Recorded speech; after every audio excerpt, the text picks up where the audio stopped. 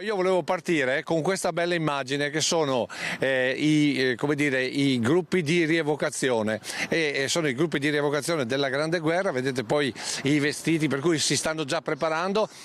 Dal mattino presto con i primi alpini in movimento fino al passaggio della Stecca e all'arrivederci a Genova 2026. Anche quest'anno le reti Media Nord-Est fanno segnare ascolti record per la Dunata Nazionale degli Alpini che si è svolta a Biella, dimostrando che anche quando gli eventi legati alle penne nere si svolgono fuori dal Veneto, sono le reti Media Nord-Est, Antenna 3, Rete Veneta, Tele Nord-Est, quelle considerate di riferimento dal pubblico. Oltre 1.100.000 spettatori hanno assistito al lungo sfilamento dei gruppi alpini per le strade della città piemontese. Dati, quelli certificati dall'Auditel, che registrano una leadership assoluta del gruppo Media Nord-Est rispetto alle emittenti concorrenti, come si nota anche dal nostro grafico elaborato sull'ascolto medio Auditel nella giornata di domenica e che dimostra il solido legame tra Media Nord-Est, le penne nere e i telespettatori costruito negli anni. Fanfara Montegrappa, cosa volete che suoni?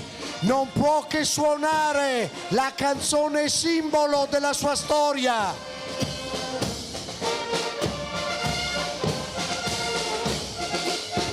Telespettatori che hanno premiato lo sforzo di giornalisti e tecnici fin dalla sera prima, quando Media Nord-Est ha raccontato la vigilia della grande adunata con i cori alpini e l'allegria che già si diffondeva in città in vista della Dunata Nazionale dell'indomani. In 100.000 a sfilare da tutta Italia e il Veneto, per numero di presenze, è stato tra i protagonisti assoluti. Da casa tutto l'affetto del pubblico delle grandi occasioni, con oltre 1.100.000 spettatori, che Media Nord-Est ricambierà il 15 giugno mandando in onda sulle proprie reti la Dunata Triveneta in programma nella Marca Trevigiana, Conegliano, città alpina per eccellenza, che festeggia il centenario di fondazione della sua storica sezione. Quando il terzo raggruppamento si ritroverà a Conegliano